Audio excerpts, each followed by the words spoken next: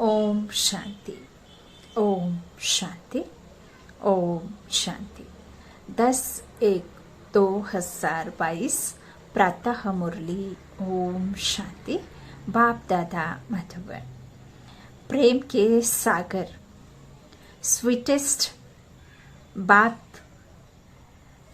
ने आज मुरली के महावाक्यों में मीठे मीठे प्यारे प्यारे बच्चों से कौन से धारणा के लिए कहा, कौन से ज्ञान रत्न दिए, आज की मुरली में सुनेंगे। बाबा ने कहा, मीठे बच्चे, श्रीमत पर तुम्हें सबकी रूहानी खातरी करनी है, खुशी की खुराक खाना है और खिलाना, यही है सच्ची खातरी करना।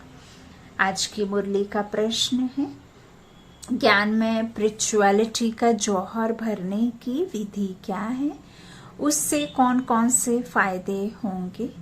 उत्तर में बाबा ने कहा, जब किसी को भी ज्ञान सुनाते हो तो आत्मा समझकर आत्मा को ज्ञान दो, इससे स्पिरिचुअलिटी का जौहर भर जाएगा। मैं आत्मा और सामने भी मनुष्य आत्मा जिसे ज्ञान दे रहे हैं, तो फिर इससे स्पिरिचुअलिटी का जौहर भर जाएगा। इस नई आदत से किसी को भी ज्ञान सुनाएंगे तो उसे झट तीर लग जाएगा, शरीर का भान भी खत्म होता जाएगा, फिर माया के तूफान व बुरे संकल्प भी नहीं आएंगे, क्रिमिनल आई भी नहीं रहेगी। ओम शांति। ज्ञान का तीसरा नेत्र देने वाला रूहानी बाप बैठ रूहानी बच्चों को समझाते हैं। ज्ञान का तीसरा नेत्र सिवाय बाप के और कोई दे नहीं सकता। अभी तुम बच्चों को ज्ञान का तीसरा नेत्र मिला है। दिव्य दृष्टि कहो, दिव्य चक्षु कहो या ज्ञान नेत्र कहो, है ना। तो ये ज्ञान का तीसरा नेत्र आत्मा रूपी नेत्र मिला है ना। तो अभी तुम जानते हो कि यह पुरानी दुनिया बदलने वाली है।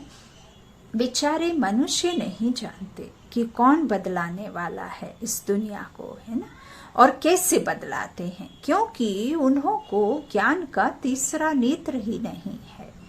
तुम बच्चों को अभी ज्ञान का तीसरा नेत्र मिला है, जिससे तुम सृष्टि के आदि मध्य अंत को जान गए हो।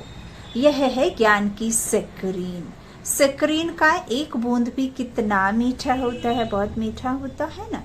ज्ञान का भी एक ही अक्षर है, मन मना भव। यह अक्षर सभी से कितना मीठा है, बीज मंत्र है ना, सतगुरु सत्य भगवान ने दिया है। तो बाप शांति धाम और सुख धाम, बाबा कहते हैं, जो मन मना भव का बाबा ने जो बीज मंत्र दिया है, यह अक्षर बहुत बहुत मीठा है। तो अपने को आत्मा समझ और बाप को याद करो, निश्चय करो आत्मा और मैं परमात्मा की संतान हूँ और उसकी ही याद में रहने का है। यह बहुत मीठा शब्द है, उन्हें याद करना है तो खुद को आत्मा निश्चय करना है। आप शरीर को याद करेंगे तो शरीर के संबंध आएंगे और अशरीरी खुद को निश्चय करेंगे, आत्मा निश्चय करेंगे, तभी तो हमें वो परमपिता परमात्मा याद आएगा, है ना। तो इसीलिए बाबा कहते हैं, बाप शांति धाम और सुख धाम का रास्ता बता रहे हैं। बाप आए हैं बच्चों को स्वर्ग का वर्षा देने। तो बच्चों को कितनी खुशी रहनी चाहिए। कहते भी हैं, खुशी जैसी खुराक नहीं, जो सदैव खुशी मौज में रहते हैं उनके लिए वह जैसे खुराक होती है। 21 जन्म मौज में रहने की यह जबरदस्त खुराक है। यह खुराक सदैव एक दो को खिलाते रहो।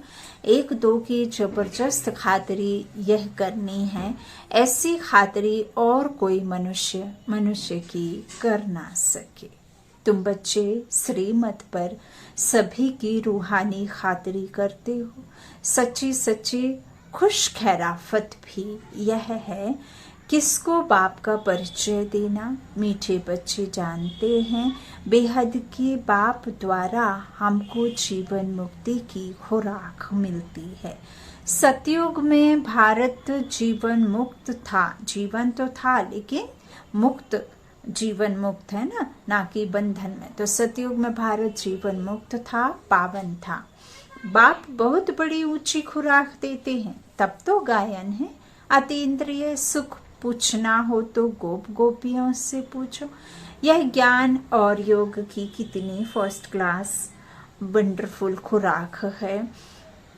किसको यह खुराक का मालूम ही नहीं है। बाप कहते हैं मीठे बच्चों, तुम्हारे लिए तेरी हथेली पर सौगात ले आया हूँ। और किसका सौगात में क्या लाए हैं? स्वर्ग लाए हैं, है ना।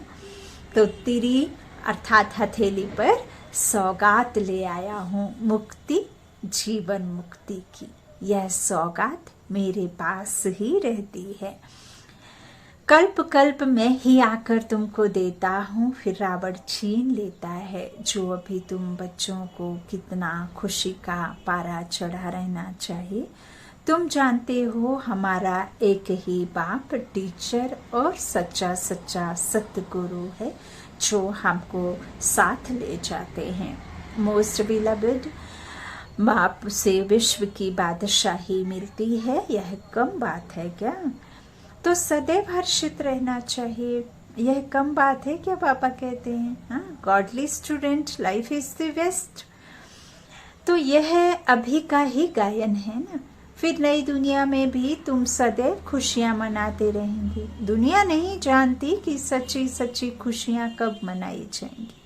मनुष्य को तो सतयुग का ज्ञान ही नहीं है, तो यह भी यहाँ भी जो पापा कहते हैं उनको तो है ही नहीं कि सतयुग क्या है, फिर त्रेता कैसे आया। उन्होंने तो जो यहाँ भक्ति काल का जाना, उन्हीं को मूर्तियों को ही भगवान सब कुछ माने ना।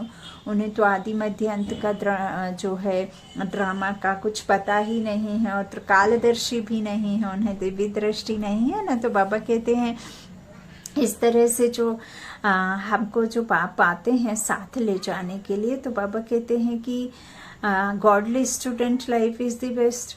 फिर नई दुनिया में भी तुम सदैव खुशियां मनाते रहेंगे। बाबा कहते मनुष्यों को तो सतयुग का ज्ञान ही नहीं है, तो वो यहाँ ही मनाते रहते हैं। परंतु इस पुरानी तमो प्रधान दुनिया में खुशी कहाँ से आई? यहाँ तो त्राही करते रहते हैं। कहते ना त्राही माम। जब धर्म की आत्मग्लानि होगी धर्म से ही, है ना, गीता का बहुत बड़ा जो है। तो माँ बाबा कहते त्राही माम होने लग जाती है, तभी फिर मैं आकर के इस दुख से सबको लिबरेट करता हूँ, छुड़ाता हूँ, पूरी दुनिया को ही छुड़ाता हूँ। सिर्फ किसी एक आत्मा, एक अर्जुन, एक उसकी बात नहीं है ना। तो कितना दुख की दुनिया है ना। बाप तुम बच्चों को कितना सहज रास्ता बताते हैं। गृहस्थ व्यवहार में रहते कमल फूल समान रहो, धंधा धोरी आदि करते भी मुझे याद करते रहो। बस धंधा धोरी आदि करते भी बाबा यही कहते कर्म करो, तो हथ कार दे दिल यार दे। तो जैसे आशिक और माशुक होते हैं, वह तो एक दो को याद करते रहते हैं, वह उनका आशिक, वह उनका माशुक होता है। यहाँ वह बात नहीं है। यहाँ तो तुम सभी एक माशुक के जन्म जन्मांतर के आशिक हो रहते हो, है ना।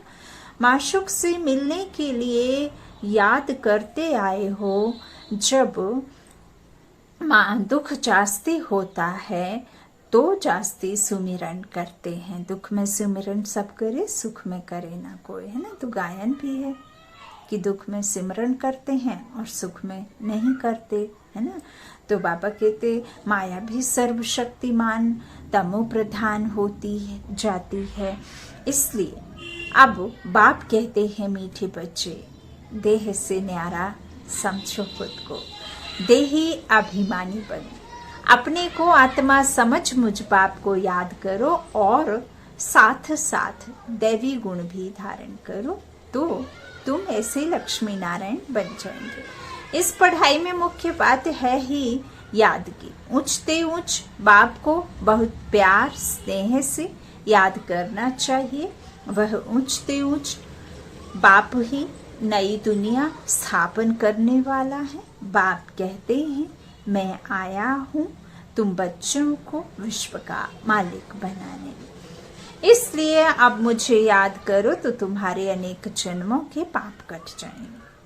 पतित पावन बाप कहते हैं तुम बहुत पतित बन गए हो, इसलिए अब तुम मुझे याद करो तो तुम पावन बन और पावन दुनिया का मालिक बन जाएंगे। जो पावन है वही तो पावन बनाएगा, जो पावन नहीं है, जो पूरी दुनिया ही तमो प्रधान है सिवाय उस परमात्मा के, तो वो ही तो बनाएगा जिसके पास ये है ना हुनर बनाने का।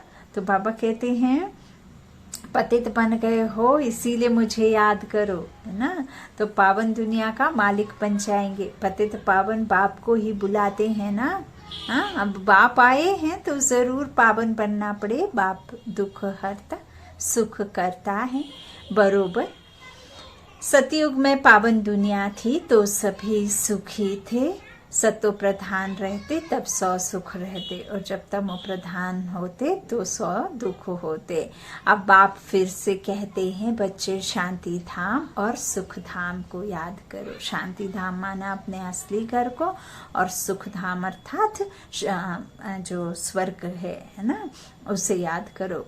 अभी है संगम युग कि भैया तुमको इस पार से उस पार ले जाते हैं। नैया कोई एक नहीं, सारी दुनिया जैसे एक बड़ा जहाज है, उनको पार ले जाते हैं। कौन? एक ही है, परमात्मा शिव। तो तुम मीठे बच्चों को कितनी खुशियां होनी चाहिए।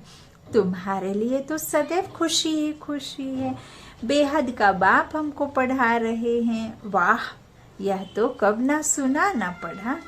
भगवानो बाज, मैं तुम रूहानी बच्चों को राजयोग सिखा रहा हूँ, तो पूरी रीति सीखना चाहिए, धारणा करनी चाहिए, पूरी रीति पढ़ना चाहिए। पढ़ाई में नंबरवार तो सदैव होते ही हैं। अपने को देखना चाहिए कि उत्तम हूँ, मध्यम हूँ व कनिष्ठ हूँ। उत्तम कब रहते हैं?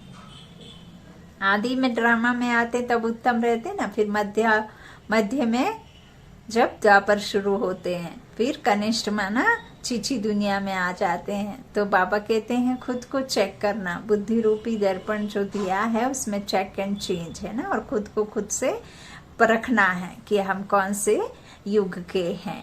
तो बाबा कहते हैं अपने को देखो, मैं ऊंच पद पाने के लायक हूँ, रूहानी सर्विस करता हूँ, क्योंकि बाप कहते हैं बच्चे सर्विसेबल बनो, फॉलो करो। मैं आया ही हूँ सर्विस के लिए, रोज सर्विस करता हूँ, इसलिए ही तो यह रथ लिया है। इनका रथ बीमार पड़ जाता है तो भी मैं इनमें बैठ मुरली लिखता हूँ।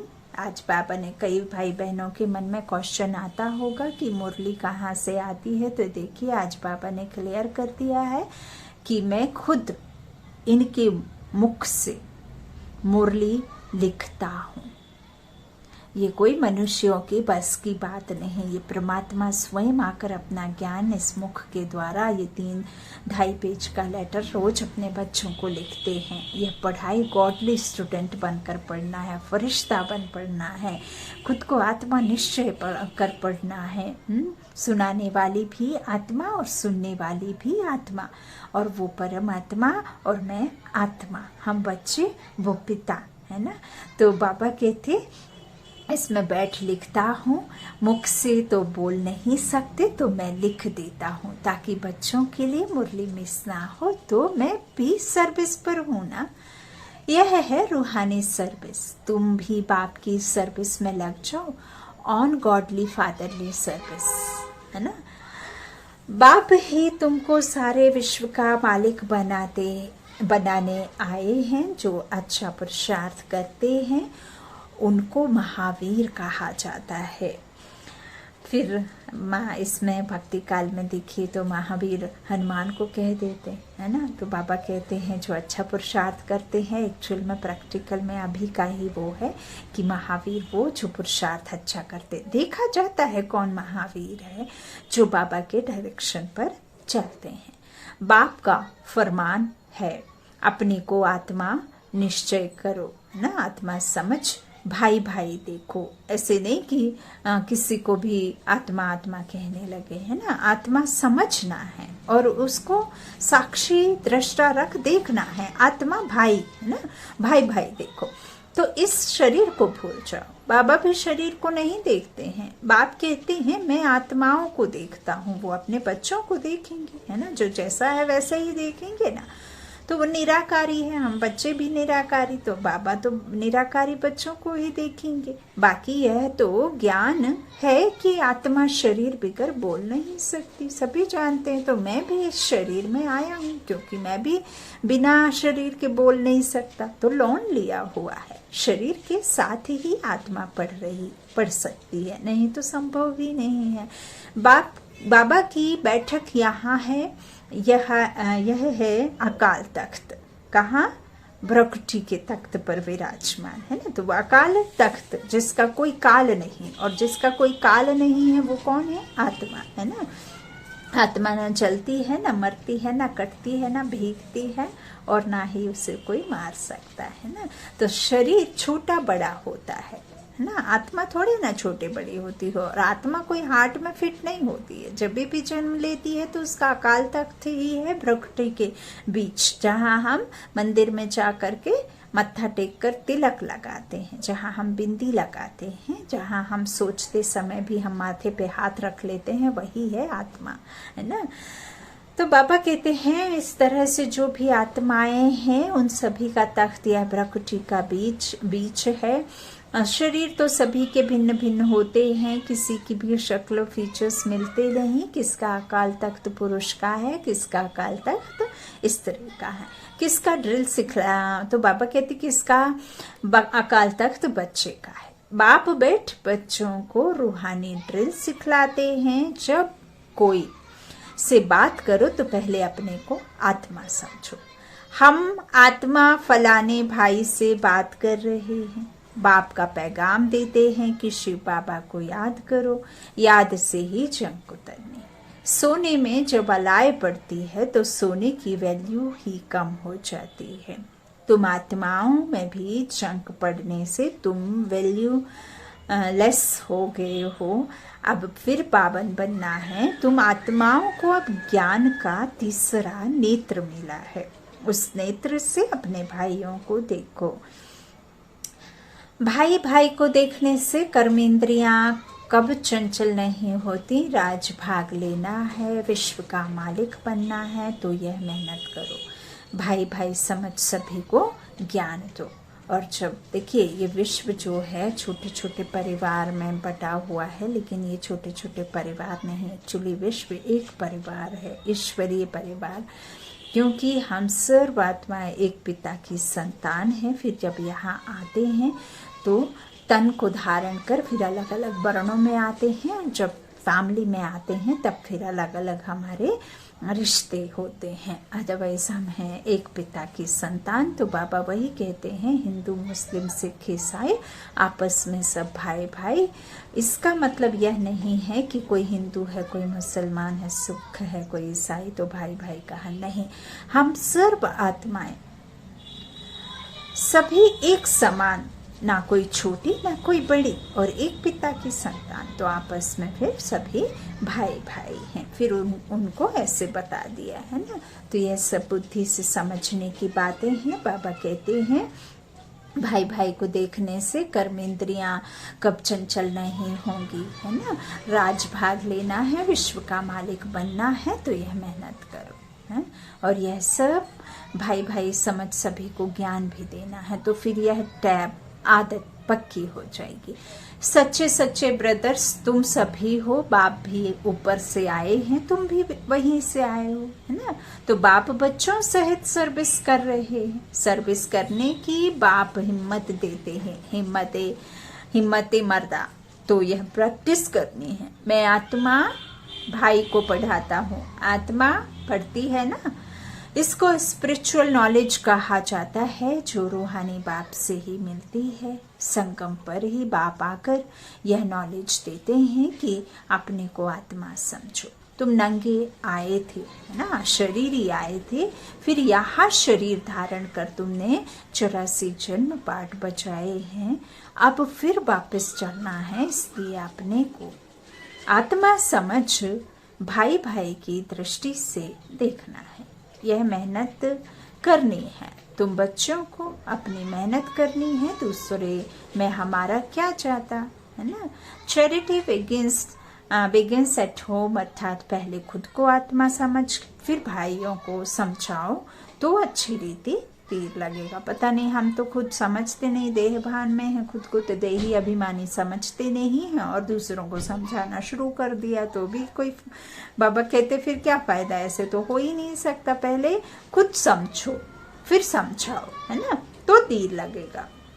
बाबा कहते हैं यह जौहर भरना है, मेहनत करेंगे तभी ऊंच पद पाएंगे, बाप आए ही हैं फल देने के लिए, तो मेहनत करनी पड़े, कुछ सहन भी करना पड़ता है। तुम्हें कोई उल्टी सुल्टी बात बोले तो तुम चुप रहो, तुम चुप रहेंगे तो फिर दूसरा क्या करेगा, ताली तो हाथ से बजती है ना।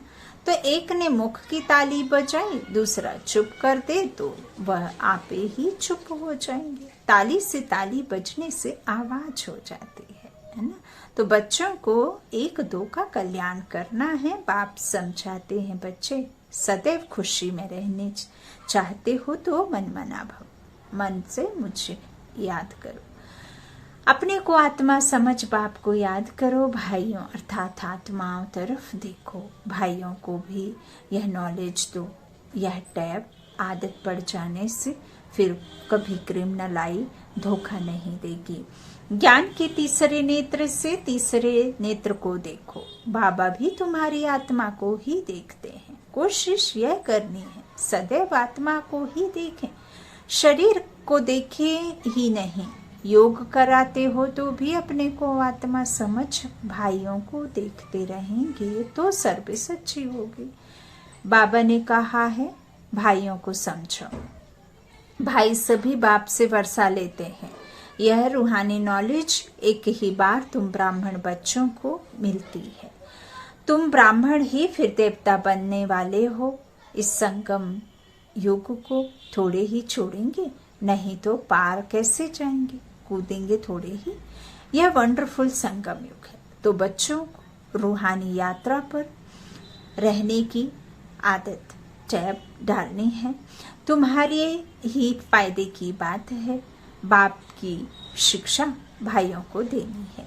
बाप कहते हैं मैं तुम आत्माओं को ज्ञान दे रहा हूँ, आत्मा को ही देखता हूँ। मनुष्य से बात करेगा तो उनके मुंह को देखेगा ना, है ना।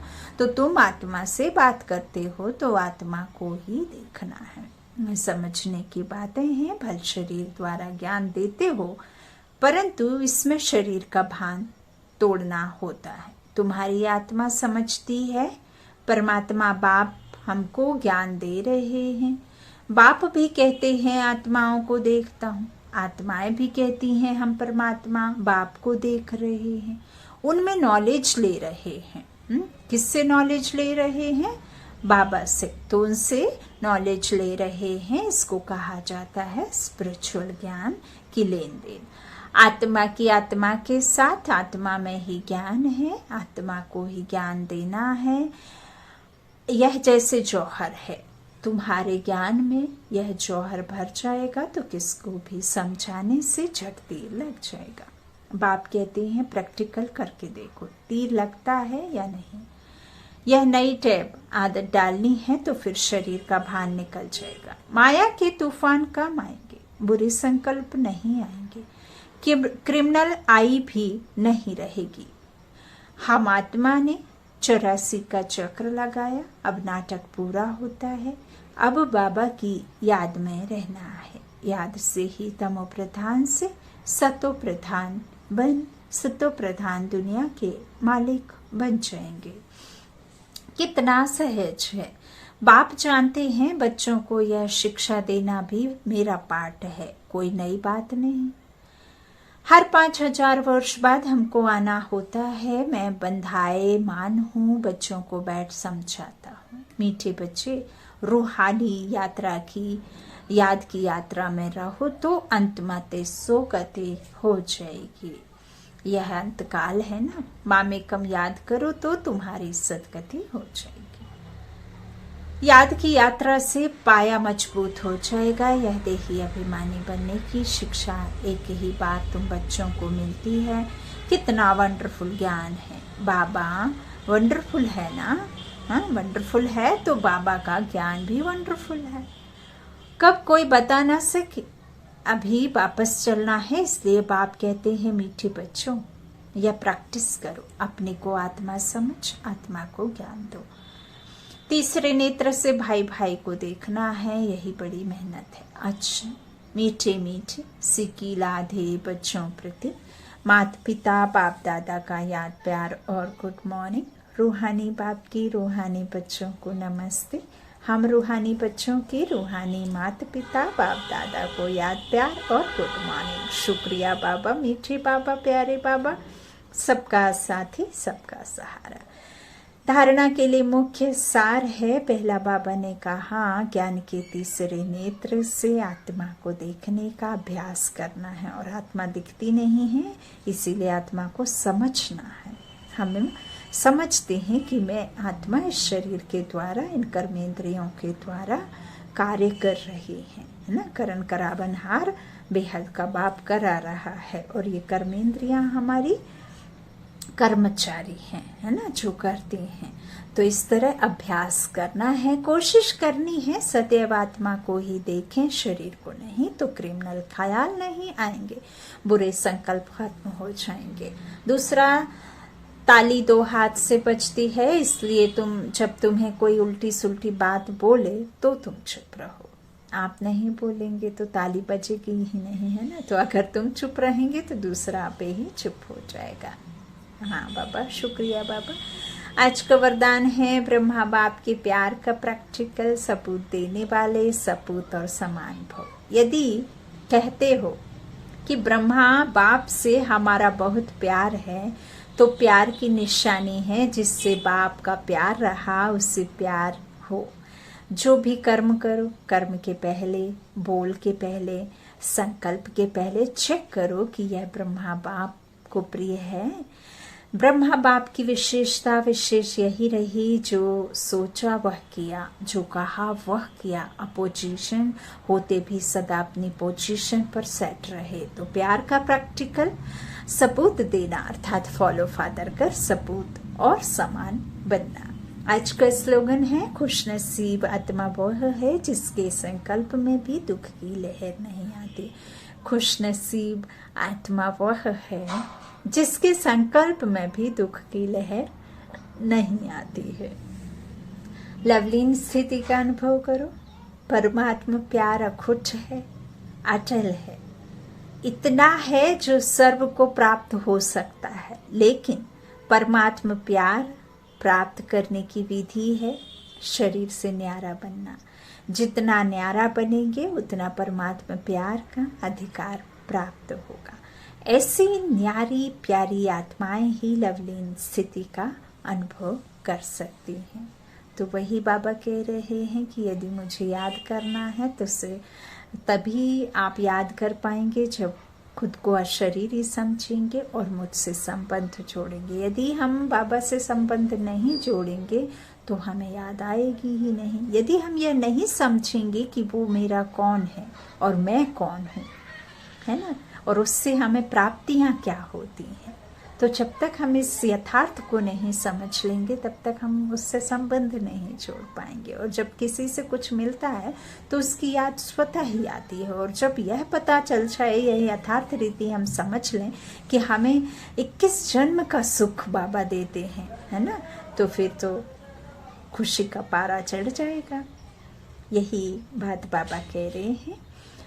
ओम शांति, ओम शांति।